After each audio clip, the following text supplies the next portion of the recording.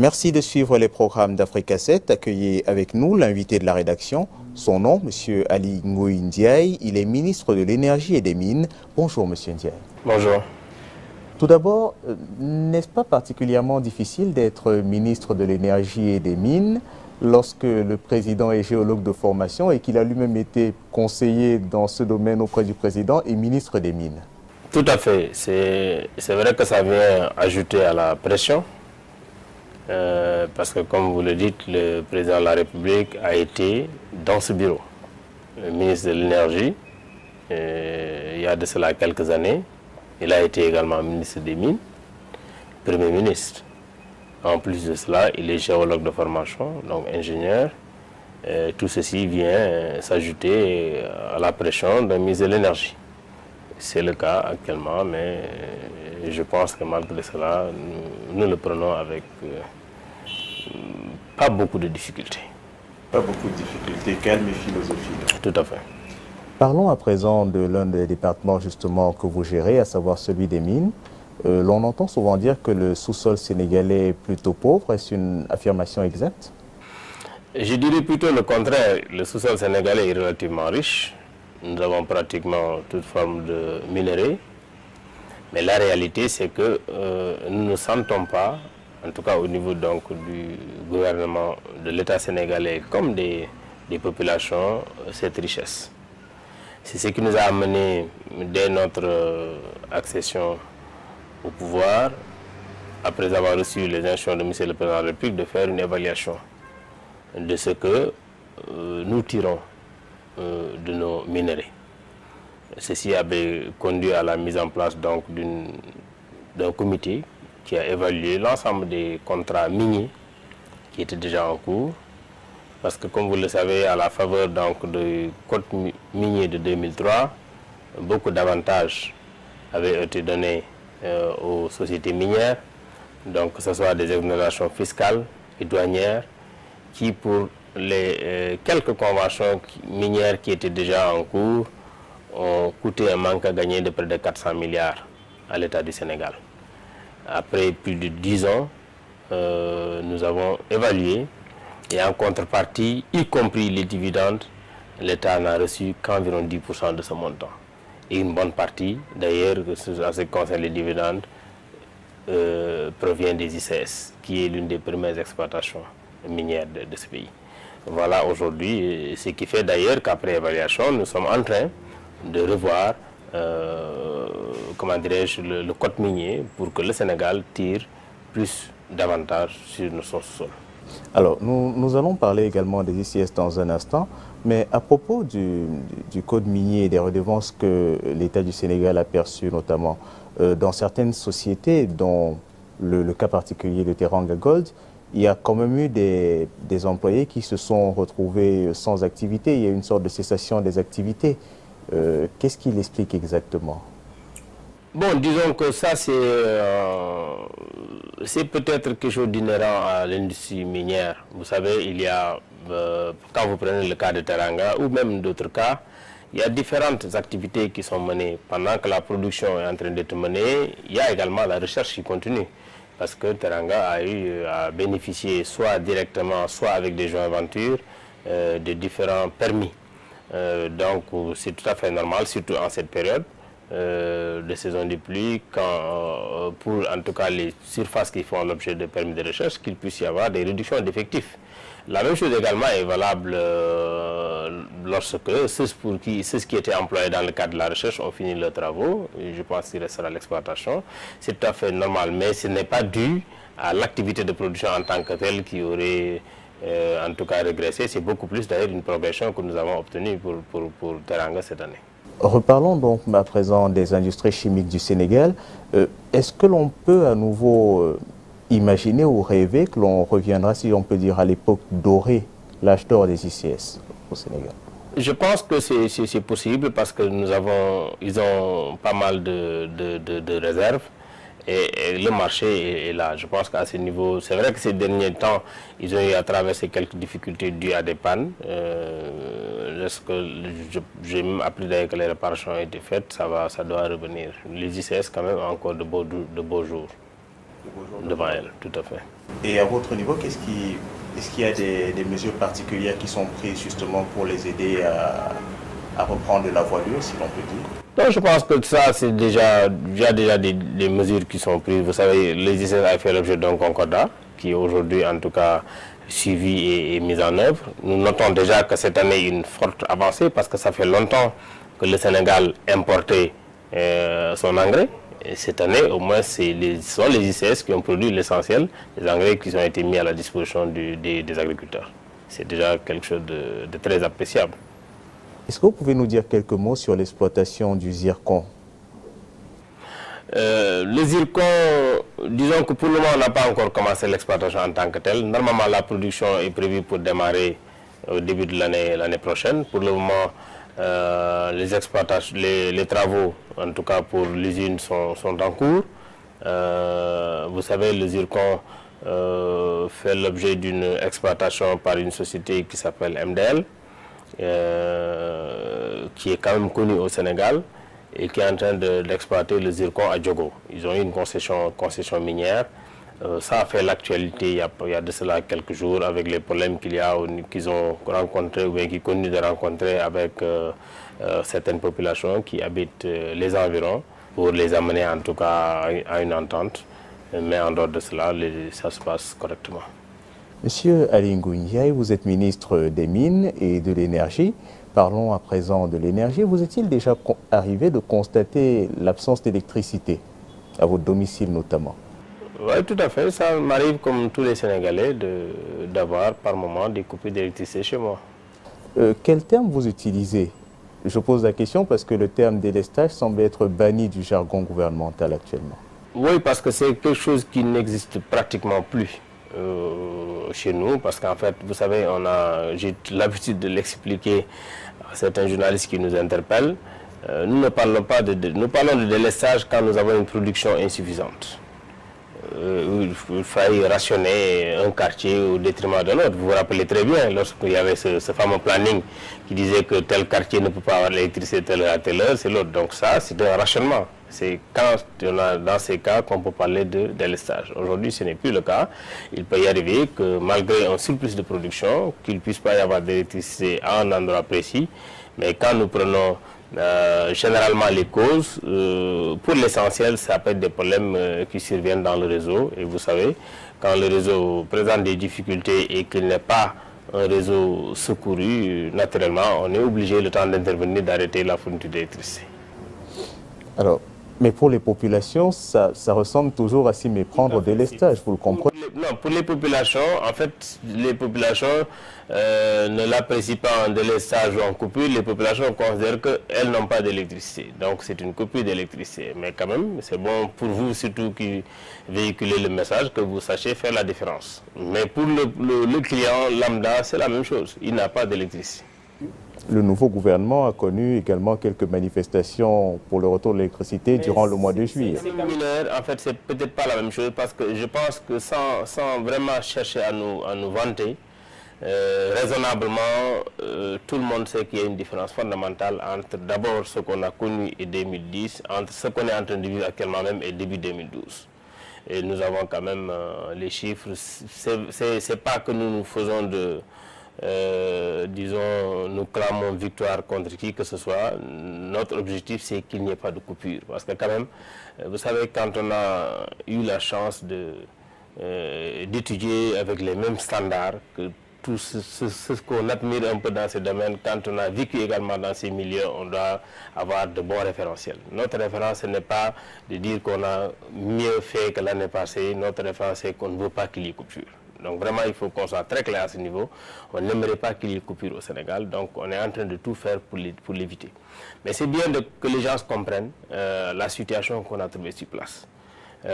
Parce que d'abord, si vous prenez la production d'électricité, lorsque le président Macky Sall est arrivé au pouvoir en avril 2012, l'essentiel de la production au Sénégal, donc, qui se faisait à 87% entre le diesel et le fil lourd.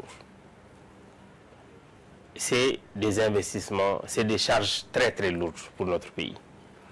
En 2012, plus de 120 milliards plus de 120 milliards ont été disons, dépensés par le gouvernement sous forme de compensation tarifaire pour éviter une augmentation du coût de l'électricité. C'est beaucoup plus que le budget de la santé et beaucoup plus que le budget de beaucoup de secteurs annuels. Certains affirment que le gouvernement compense pour avoir, si l'on peut dire, la paix sociale. Mais justement, c'est ça que j'ai dit compensation tarifaire. Ça veut dire que si vous ne le faites pas, c'est les populations. C'est ce que nous avons trouvé.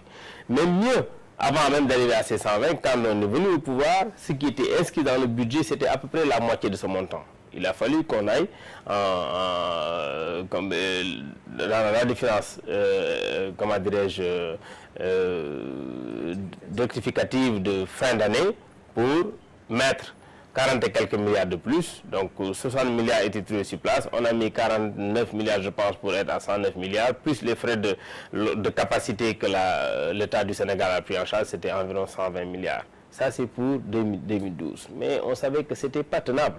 Donc, la raison principale, c'est que nous produisions de l'électricité, disons, de la manière la plus chère au monde pratiquement. Donc, la première rupture, c'était d'abord de dire, par rapport à la production, il faut faire quelque chose.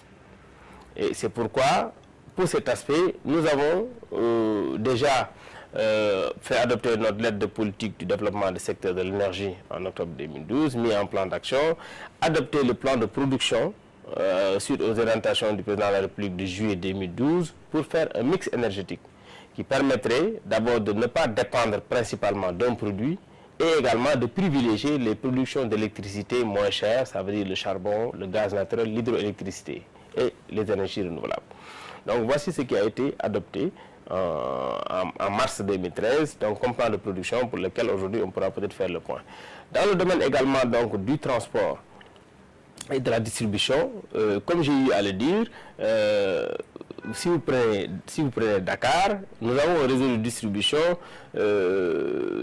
qui est très vétuste. L'année dernière, je me rappelle, pendant la saison des pluies d'ailleurs, ils ont eu à changer dans un post-transfo, en tout cas une pièce qui date de l'époque de l'OA. C'est quand c'était avant les indépendances, donc c'était l'organisation qui s'occupait de l'eau et de l'électricité.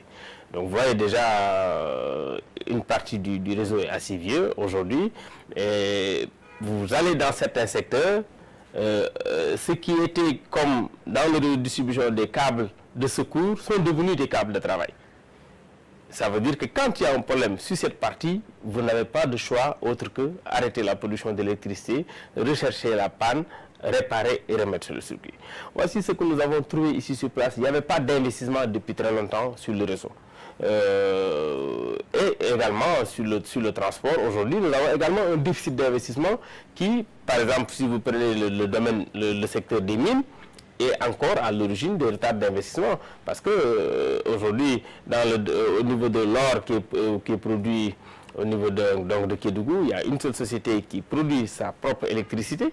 Si vous allez là-bas, vous allez voir un balai incessant de camions de Shell ou d'autres compagnies venant de Dakar pour amener le fuel jusqu'à Kédougou. Vous voyez ce que ça fait? Alors que si on avait un bon réseau de transport, l'électricité se produit à Dakar et on la gère à Kédougou. Donc voilà aujourd'hui tous ces retards qui ont fait que nous avons pris une option.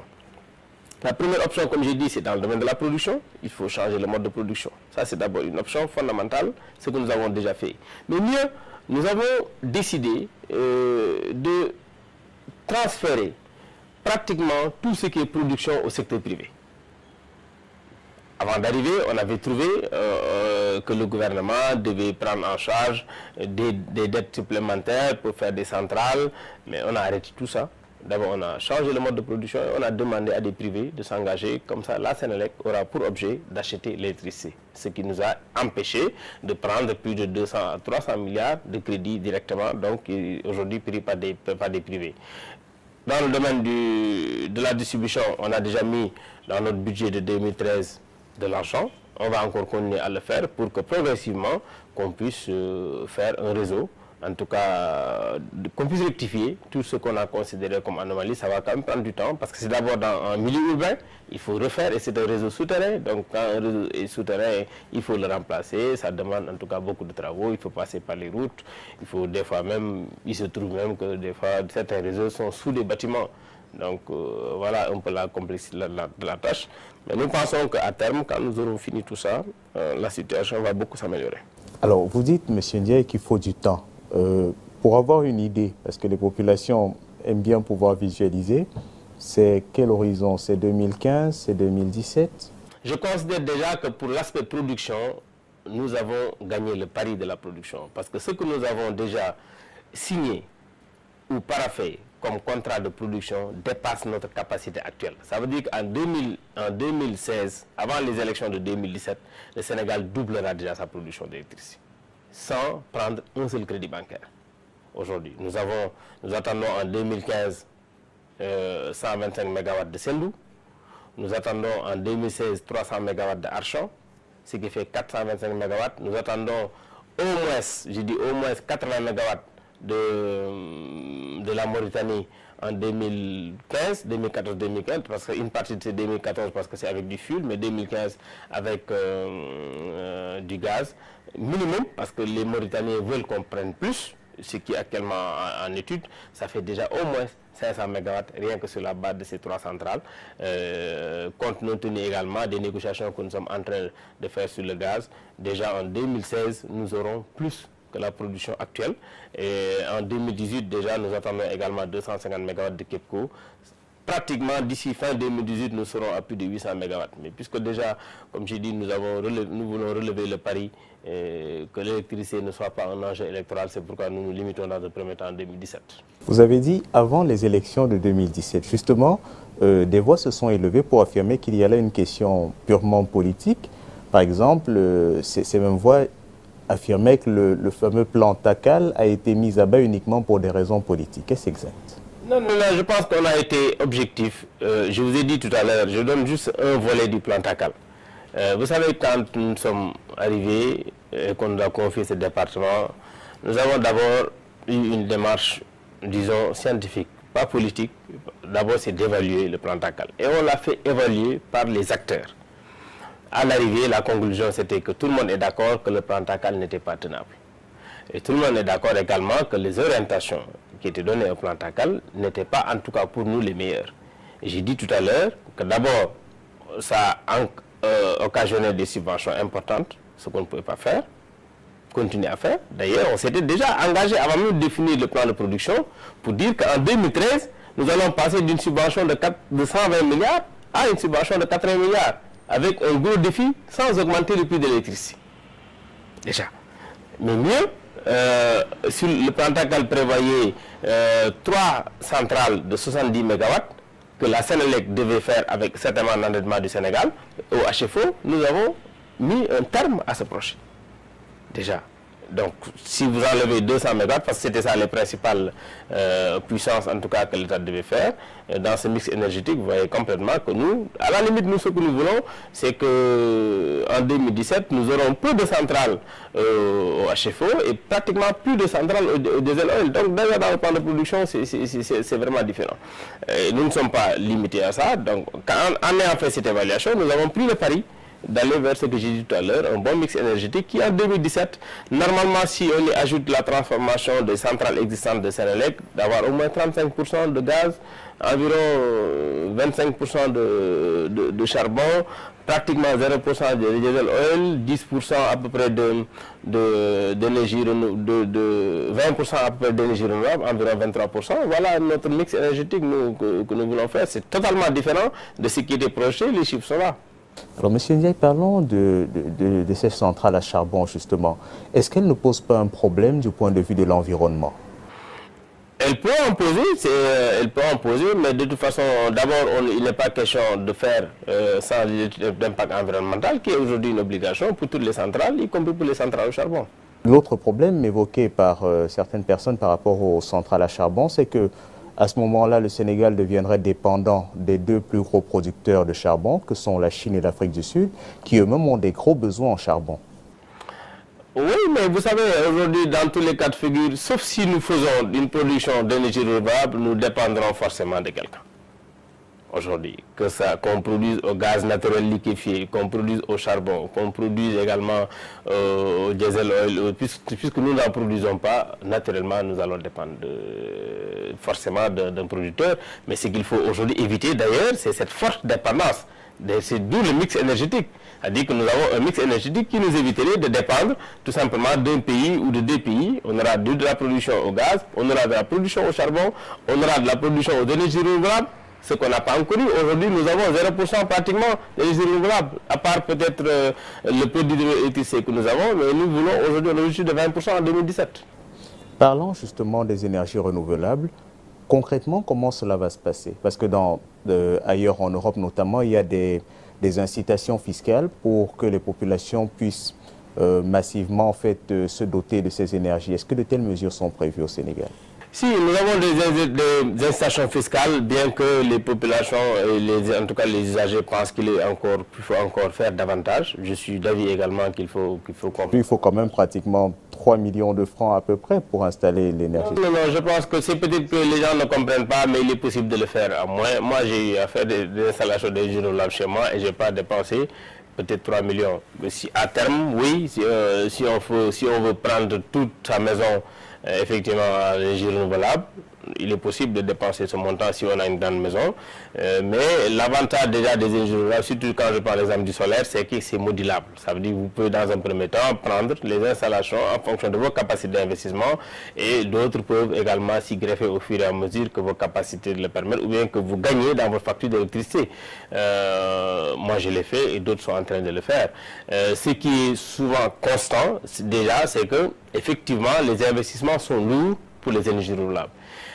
C'était difficile de trouver des institutions financières qui acceptent d'accompagner nos compatriotes. Et si vous vous rappelez d'ailleurs, la première décision que nous avons prise quand nous sommes arrivés, c'est d'abord de contacter le secteur bancaire pour nouer des contrats qui nous permettent ce secteur bancaire d'investir dans les énergies renouvelables. Pour la première fois, nous sommes parvenus à avoir avec une banque la possibilité d'avoir un crédit bancaire sur une durée qui dépasse 10 ans pour un taux d'intérêt de 6,50%, pratiquement un taux de l'immobilier social.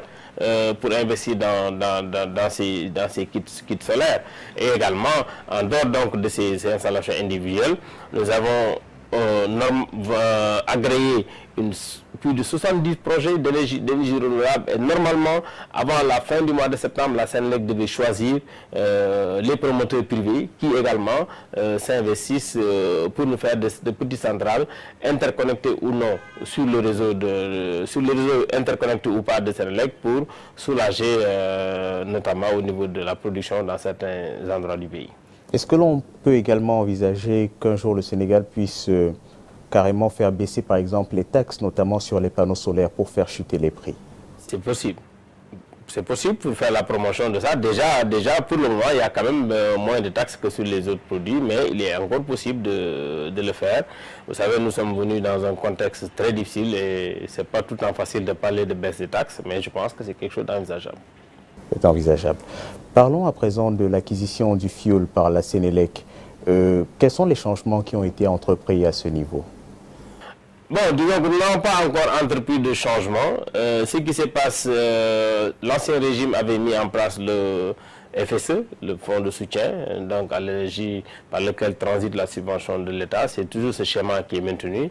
Parce que vous savez, suite à l'achat de ce fioul, en 2011, je pense qu'il avait causé pas mal de problèmes aux machines de Sénélec. Il y avait obligation pour la Sénélec d'acheter tout son fuel à la SAR. Ça pose, c'est vrai, on le pratique jusqu'à maintenant, mais ça pose quand même quelques problèmes. Ça pose des problèmes à la SAR, parce que la SAR se trouve exposée à un gros risque, c'est le risque Sénélec. Aujourd'hui, il ne faut pas se voiler la face. Si aujourd'hui on a une Sénélec qui a des problèmes, ça se répercute immédiatement sur la SAR parce que c'est pratiquement 50% du chiffre d'affaires de la SAR. De l'autre côté également, l'immensité des volumes des besoins exprimés par la Sénélec expose également, cause également quelques limites à la SAR avec ses relations bancaires. Parce que là où la Sénélec consomme des combustibles, elle est censée payer dans un délai très court, et que de l'autre côté, ce combustible utilisé pour produire l'électricité vendue aux populations, ces mêmes populations sont facturées pratiquement à 90 jours. Donc vous voyez un peu le problème qu'il y a dans le cycle de production. Senelec facture ses clients en 90 jours, SAR facture Senelec pratiquement une semaine ou maximum 30 jours. Ça pose des problèmes de trésorerie. C'est d'ailleurs ce qui fait que régulièrement vous entendez les problèmes de la Senelec à un niveau d'encours assez élevé, ainsi de suite. Donc ça, c'est des problèmes aujourd'hui qui font qu'on est en train de voir la possibilité de maintenir, pas en tout cas en totalité, cette obligation pour la Senelec d'acheter à la SAR, parce qu'à la limite c'est un mariage où chacun ne veut pas y aller à 100%. Certains affirment que la Senelec est prisonnière de lobby et que c'est pour ça justement qu'elle est obligée d'acheter selon toujours à la SAR. Non, elle n'est pas prisonnière. Vous savez, ce n'est pas une question de lobby. La SAR également, c'est une société dans laquelle l'État a des intérêts aujourd'hui directs, et l'État peut ordonner à la SAR de faire des choses que l'État ne peut pas ordonner en privé. C'est également peut-être l'une des raisons pour lesquelles on avait choisi de dire tout s'achète par la SAR, mais aujourd'hui, rien n'empêche qu'une partie puisse être également dévolue au privé. Ça permettra également à la Senelec d'avoir d'autres offres aussi, parce qu'il ne faut pas oublier quand même que nous voulons de plus en plus une Senelec performante. Parce que tout ce qu'on est en train de faire, c'est pour qu'à terme, Senelec devienne une entreprise performante. L'État a fait beaucoup de choses en 2 ans. C'est vrai que ce n'est peut-être pas des choses que tout le public connaît, mais c'est important. Oui, justement, il y a toujours des coupures, mais vous savez, nous sommes partis de très loin. Lorsqu'on arrivait, Senelec n'était même pas crédible pour emprunter de l'argent. L'État a fait beaucoup d'efforts pour Senelec, pour que Senelec reprenne un peu je dis son lustre d'antan, parce qu'il fut quand même un temps où un DG de Senelec ou un DG de SAR était couru par les banques. Aujourd'hui, ce n'est plus le cas. Et pour ça, non seulement nous sommes en train de faire donc, des réformes structurelles, mais nous continuons à accompagner la Senelec. Je vais donner des cas très précis. Lorsque nous sommes arrivés, la Senelec devait beaucoup d'argent à l'État du Sénégal. Pour renforcer la Senelec, l'État, lorsqu'on a fait l'évaluation des dettes croisées, ce que la Senelec doit et ce que l'État doit à la Senelec, c'est un montant de 128 milliards. L'État a décidé de prendre ce montant pour renforcer les capitaux propres de la Senelec, qui étaient en fonds propres en 2011 à 91 milliards. Nous avons décidé d'y mettre 128 milliards auxquels peut-être on va déduire une partie des factures que les collectivités locales et institutions doivent à la Senelec. Il restera environ une centaine de milliards pour renforcer les fonds propres. On ne s'est pas limité à ça. La Senelec avait des dettes d'environ 68 milliards. En dehors de 628 que la Senelec devait donc à 2 bailleurs via l'État du Sénégal, parce que c'est l'État qui emprunte transfère à la Senelec. Ce montant a fait l'objet d'une restructuration sur une durée de 15 ans pour alléger les problèmes de trésorerie de la Senelec. Vous devez 60 et quelques milliards, donc 18 milliards d'arrêt et 50 milliards d'encours, après avoir abandonné purement et simplement 11 milliards de dettes. Tout ça, c'est en 2012 que nous l'avons fait. Mais mieux, nous avons identifié 134 milliards de nouveaux investissements qui sont en cours, que l'État a décidé de donner en subvention d'investissement à la Senelec.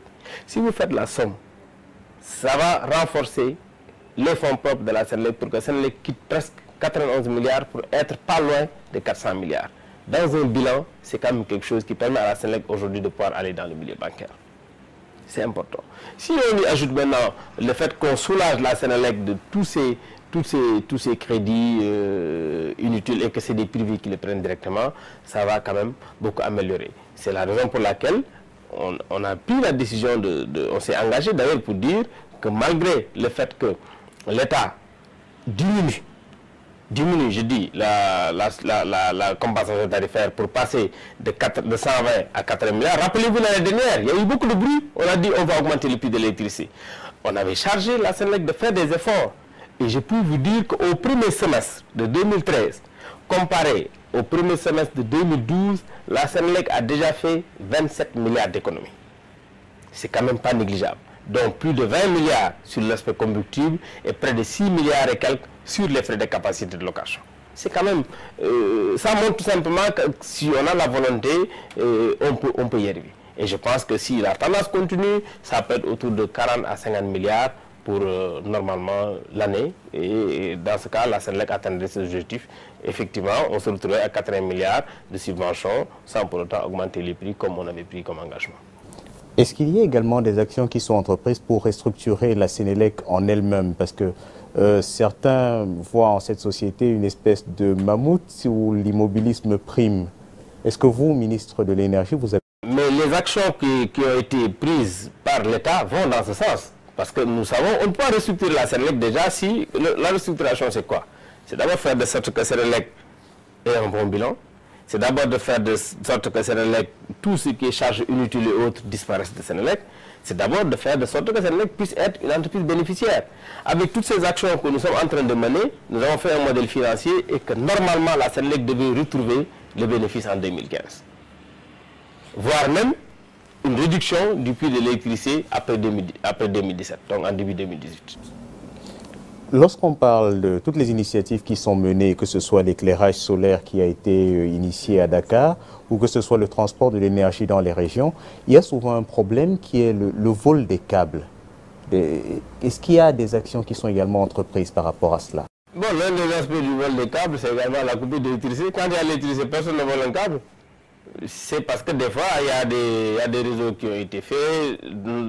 Pendant longtemps, ce n'est pas sous tension qu'il y ait ce vol. Si vous prenez le cas de l'autoroute, pendant longtemps, il n'y avait pas d'électricité pour plusieurs raisons.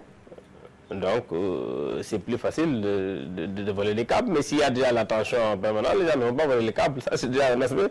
Maintenant, il y a d'autres aspects. C'est vrai qu'il n'y a pas uniquement le vol de câbles, il y a le vol des plaques. Il y a beaucoup d'autres défis sur lesquels, effectivement, la Sénélec est appelée. Mais ce n'est pas uniquement que la Sénélec, c'est les collectivités locales. Parce que quand vous prenez l'éclairage public, mais ce n'est pas du ressort de la Sénélec. Ça, par exemple, c'est du ressort des collectivités locales qui également doivent prendre les dispositions pour sécuriser le matériel, d'abord prendre du bon matériel et le sécuriser. Parfois, les collectivités locales se plaignent de ne pas avoir les moyens, affirmant que c'est une tâche qui revient à l'État. Disons que ça, c'est vrai que c'est plus facile pour les collectivités locales d'essayer de transférer cette charge à l'État. Il ne faut quand même pas se voiler la face. C'est pas que les collectivités locales doivent tout simplement, dans chaque transfert, prendre ce qui est plus facile et laisser à l'État ce qui est plus difficile. Il est vrai que l'ancien président de la République avait pris la décision de dire qu'à partir de maintenant, c'est l'État qui prend en charge le règlement de l'éclairage public. Mais en prenant cette décision, malheureusement, ce n'était pas dans le budget, encore moins dans le budget révisé de 2011, et nous l'avons hérité. Et aujourd'hui, c'est difficile, même pour nous, de revenir en arrière parce que les collectivités locales considèrent que c'est déjà acquis. C'est la raison pour laquelle nous sommes en train de réfléchir sur des solutions au solaire qui permettraient de rendre non seulement plus accessible, mais de rendre surtout moins dépendant des recettes qu'on leur donnerait ou pas pour cette prise en charge de l'électricité. Donc nous pensons que lorsque nous aurons fini, en tout cas de faire cet éclairage public intégral au solaire, que ce problème ne se posera plus. Mais aujourd'hui, c'est vrai que c'est difficile. Avec ces engagements qui sont déjà pris, les collectivités locales considèrent que c'est des avantages acquis. Ils sont devenus syndicalistes, elles sont devenues syndicalistes, et c'est devenu difficile maintenant pour nous de revenir en arrière. Monsieur Ali Ngouille, vous dirigiez le mouvement pour la renaissance du Jolof. Il a fusionné dans l'Alliance pour la République. Est-ce que c'était pour vous assurer d'être bien vu du président, son Excellence Monsieur Macky Sall? Non, disons qu'à ce niveau, je pense qu'on a été assez clair. Le président nous avait demandé de rejoindre son parti qu'il était en train de massifier. Vous savez, lorsque le 4 janvier 2012, nous étions entrés en alliance avec le président pour les élections, nous avions déjà décidé d'y aller pour les élections de 2012, présidentielles, législatives et les élections de 2014. À l'époque, je pense que beaucoup d'entre nous ne pensaient pas objectivement que c'est Macky Sall qui allait gagner. Nous avons cru à son programme, après avoir échangé avec d'ailleurs beaucoup de leaders qui sont venus également nous voir de la même manière que le président Macky Sall, après avoir également échangé avec nos militants. Et nous avons pensé, suite à sa sollicitation qui était en train de massifier son parti, que nous avons des points de convergence qui étaient peut-être beaucoup plus importants que les points de divergence. Et sur la base de ça, nous avons décidé d'intégrer son parti. Et depuis lors, nous ne nous considérons plus membres d'un certain mouvement. Nous sommes dans l'Alliance pour la République et nous faisons chaque jour tous les efforts que nous pouvons pour que le parti se massifie. Parce que nous considérons que c'est un parti quand même qui est en construction. En tant que militant de l'Alliance pour la République, justement, comment vivez-vous les invectives, quelquefois par presse interposée, entre des responsables de l'Alliance pour la République? Mais cela ne démontre que le dynamisme d'un parti. Vous savez, il y a des partis où vous n'entendez même plus je parle même pas, vous n'entendez même plus les militants de base se chamailler parce qu'ils n'ont pratiquement plus d'objectifs politiques, ils ont peut-être été atteints ou dépassés. Et je considère qu'aujourd'hui, l'APR, c'est un parti qui vit. Et très franchement, je considère que c'est une très bonne chose que d'abord, ce qu'il faut considérer, c'est que pour l'essentiel, les militants de l'APR, c'est des militants jeunes. À quelques exceptions près, c'est des jeunes militants qui n'ont pas pour l'essentiel dirigé quelque chose, donc c'est tout à fait normal que chacun affiche ses ambitions. Moi, je considère que ça montre simplement que le parti est en train de vivre. Que le parti est en train de vivre, certains observateurs disent que vous reproduisez le schéma du Parti démocratique sénégalais, c'est-à-dire chacun veut en fait préserver son carré de privilèges. Mais ça, c'est dans tous les partis politiques, ce n'est pas un propre du Parti démocratique sénégalais. Moi, personnellement, je n'ai jamais été au Parti démocratique sénégalais. Je suis à l'APR. Je ne me considère pas comme nostalgique de quoi que ce soit. Moi, c'est avec l'APR, c'est mon premier parti, c'est le premier parti auquel j'ai adhéré. Je considère tout simplement que j'ai le droit d'avoir des ambitions, d'autres également ont le droit d'avoir des ambitions. Vous savez, les ambitions en politique également, naturellement, il y a des conflits. Mais c'est des conflits qu'il ne faut pas sortir du champ politique. Donc, lorsque les membres de la coalition Macky 2012, par exemple, affirment qu'ils ont été servis à la cuillère et que les autres ont été servis à la louche, vous estimez que c'est le jeu politique? Mais tout à fait, et c'est normal, parce que également, c'est des gens qui avaient cru et contribué à crédibiliser la candidature du président Macky Sall. Il faut aussi qu'on se rappelle qu'en 2012, au tout début de 2012, à chaque fois que le président signait un accord avec quelqu'un, fût-il un chef d'un petit parti, comme certains peuvent l'appeler aujourd'hui, parce qu'en fait, pour moi, je considère qu'il n'y a pas de chef de petit parti, c'est des chefs de parti. C'était déjà un bon événement. On mettait un plus pour le président. Il ne faut pas aujourd'hui qu'on vienne au point pour dire que non, il n'a jamais rien signifié. Je ne serais pas d'accord en tout cas avec cette approche. Je considère que c'est des gens qui ont également contribué à l'avènement du président. C'est tout à fait normal que politiquement les gens disent que j'y ai contribué, j'attends également à être rétribué ou représenté. Moi je considère que ça c'est tout à fait normal. Les observateurs de la scène politique estiment que les élections locales ne devraient pas se tenir en 2014 parce que le climat social est plutôt pesant. Partagez-vous cette analyse? Non, je ne partage pas et nous avons retenu de faire les élections en 2014. Vous estimez que vous avez tout à fait une chance de pouvoir vous imposer lors de ces élections locales? L'APR ou la coalition? L'APR. Tout à fait. Oui, nous pensons très bien que nous allons gagner les élections. Avec la coalition, tant que faire se peut, sans la coalition également, si c'est le cas qui doit se présenter. Mais je demeure convaincu que nous devons aller avec les partis alliés, parce que quand même, nous devons également consolider cette alliance. Mais vous savez, les élections locales, c'est très différent, jusqu'à présent des deux élections qui sont tenues. Les élections locales, c'est l'affaire d'un village, c'est l'affaire d'un quartier, c'est l'affaire d'une commune. On ne peut même pas exclure des personnalités qui sont en dehors des partis. Parce que, vous savez, quand vous décidez de vous lever pour dire que je veux faire tel investissement pour ma communauté, vous avez une voix qui compte. C'est important parce que là, on est à un niveau beaucoup plus local où on sait qui est qui. Ce n'est pas le parti qui est le plus important pour des élections locales.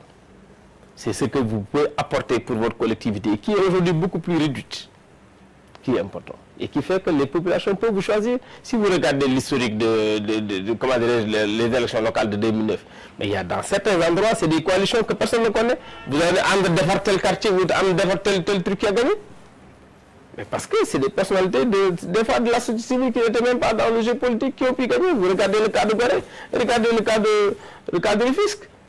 Même si vous allez à Passy, pour montrer que même au niveau donc de ces communes rurales, des coalitions ont gagné sans pour autant que le classement des partis.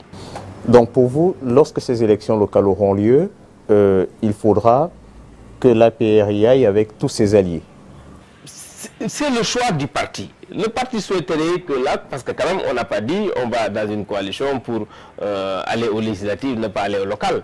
Mais je dis, même si ceci est le choix, il ne faut pas qu'on oublie que les élections locales, c'est des élections tout à fait différentes de l'élection présidentielle et des élections législatives. Vous avez vu, même dans le passé, sans même une coalition, il y a des partis qui ont voulu tout simplement imposer des personnes au niveau des têtes de liste et que d'autres dissidents de ces partis sont partis faire liste commune parce qu'ils se manquent d'avoir. Donc les élections locales, c'est vraiment différent. Donc aujourd'hui, même si le principe est de dire on y va avec les alliés, mais il peut y arriver à un endroit donné que, par exemple, que les alliés ne puissent pas s'entendre avec l'APR ou avec un autre parti. Il peut y avoir des dissidences au niveau de l'APR pour mettre des listes à part. Il faut qu'on s'attende à ça, parce que c'est comme ça également l'élection locale. Mais je peux vous dire que, par exemple, moi, quand je prends Linguère, qui est la localité dans laquelle je pourrais participer à des élections, je devrais participer aux élections locales, mais nous, notre choix, c'est d'y aller avec la coalition Benno Bokk Yakaar. Et je pense qu'à Linguère, nous n'aurons pas de problème pour nous entendre, parce qu'on l'a fait en 2009. Parce que nous savons dans notre collectivité locale qui sait faire quoi. Ici, peut-être à Dakar, avec les radios et les télés, chacun parle, les gens vous prennent comme étant des caisses de résonance pour que chacun dise ce qu'il est en train de faire. On pense que peut-être par la télé, on peut, mais dans ces quartiers-là, les gens connaissent qui est qui. Dans ces petites communes, en tout cas, on sait qui est qui. Et vraiment, quand je prends le cas de Linguère, moi je suis convaincu que nous pourrons nous entendre avec toute la coalition Benno Bokk Yakaar. En 2009, je rappelle que nous étions les premiers à faire nos listes. À l'époque, on était à l'opposition. Donc, et nous pourrons le faire. Une idée a été mise demandant aux alliés du président, son Excellence M. Macky Sall, de renoncer à toute ambition présidentielle afin de le laisser, si l'on peut dire, en pole position pour l'élection à venir. Est-ce que vous êtes favorable à ça? Ça n'a pas de sens, vraiment. Alors, je pense qu'on est en politique, les gens sont libres d'affermir leurs ambitions et je ne pense pas que ceci soit même la volonté du président. D'ailleurs, il s'est exprimé à ce niveau. Je considère que 2017, ce n'est pas là. Nous avons une coalition. Gérons cette coalition correctement. En 2017, on va apprécier. Vous savez, si c'est géré correctement, c'est ce qui prendront d'autres décisions, seront sanctionnés ou pas par le peuple sénégalais. Vous savez, le peuple sénégalais est indépendant. Ce n'est pas nos jeux et nos calculs qui détermineront le choix du peuple sénégalais. Aujourd'hui, c'est plus ou moins la prise en charge de leurs préoccupations qui permettront à quelqu'un d'être élu ou d'être élu. Mais ce ne sera pas nos calculs. Vous parliez à l'instant de Linguère. Vous êtes président de club. Est-ce que vous pouvez un tout petit peu nous faire l'état des performances de votre club, si performances il y a? Vous parlez de football? Absolument. Oui, je suis président d'un club de ligue professionnelle, c'est le club de Daara Djolof SA, qui était monté en première division il y a 3 ans à peu près, qui est redescendu. Cette année, quand même, on avait comme objectif de nous maintenir en seconde division, ce que nous avons pu faire. Et l'année prochaine, nous espérons en tout cas en 2013-2014 faire mieux. Mais vous savez, nous sommes confrontés quand même à des problèmes d'infrastructure. Aujourd'hui, nous évoluons dans un terrain non gazonné, il fait très chaud et souvent on joue le jour. Tout ça, c'est des éléments qui ne concourent pas, en tout cas pour que le club puisse décoller. Mais c'est une ville où les gens aiment beaucoup le football. Nous avons en tout cas beaucoup investi et nous pensons qu'avec l'appui du ministre, l'année prochaine, nous aurons peut-être quelque chose. Il nous a promis en tout cas du gazon ou de l'électricité, ça nous permettra ou des projecteurs, ça nous permettra de jouer le soir. Mais nous pensons quand même que nous méritons, parce qu'il faut aussi éviter que tout ce qui est élite de football ne soit que sur la côte. Parce que si vous regardez, hein, je me rappelle la première année où on était dans la Ligue 1 professionnelle, mais quand vous quittez Dakar, mais si vous prenez l'axe, la prochaine équipe c'est Dara, où il n'y avait pas d'équipe professionnelle numéro 1 sur la Ligue 1 à Thiès, il n'y en avait pas à Diourbel, donc c'est Dara. Vous voyez ce que ça fait? Ça veut dire que toutes les équipes étaient entre Saint-Louis, Dakar et Mbour. Et je pense quand même que nous devons aujourd'hui aspirer à démocratiser le football et permettre à nos jeunes de pouvoir également s'épanouir dans ce domaine. Est-ce que vous-même vous jouez au foot, monsieur le ministre? Je ne joue plus au foot. J'ai déjà joué au foot par le passé, mais je ne joue plus au foot. J'ai fait l'UASU, j'ai fait le Navetan, j'ai fait également même le championnat professionnel quand j'étais à la Banque de l'Habitat. D'ailleurs, j'ai eu la dernière fracture que j'ai eue au bras, c'était au terrain de l'Institut, il y a de cela quelques années. Vous disiez tout à l'heure que l'on est dans un gouvernement plutôt jeune. Est-ce que vous êtes un ministre connecté notamment sur les réseaux sociaux? J'avoue que je l'étais. Mais très souvent, c'est vrai qu'avec la charge de ministre, j'étais très souvent connecté sur Facebook, mais avec la charge de ministre, c'est difficile. Parce qu'à chaque fois que vous rentrez sur Facebook, je ne parvenais même plus à répondre aux messages qui m'étaient envoyés en temps réel par les militants, par les sympathisants. J'ai toujours la page Facebook où je regarde quand même tous les jours les commentaires qui ont été faits sur nos activités que rapportent nos jeunes collègues. Mais j'aurais vraiment aimé avoir le temps de le faire. Nous allons peut-être sortir sur l'actualité dans un pays voisin. L'on a vu l'un des candidats à l'élection présidentielle malienne, M. Soumaïla Cissé, qui allait féliciter celui qu'il appelle son grand frère, M. Ibrahim Boubacar Keïta. Comment vous avez vécu cette scène? C'est impressionnant. J'avoue que ça montre que si on veut, on dépasse tous ces clivages entre hommes politiques pour savoir que par moment, c'est l'intérêt supérieur qui doit primer. Je pense que ce qu'il a fait, c'est ce qui doit se faire. Vous ne le voyez même pas dans les grandes démocraties. Les gens tout au plus se contentent d'un coup de fil. Il s'est déplacé avec sa famille.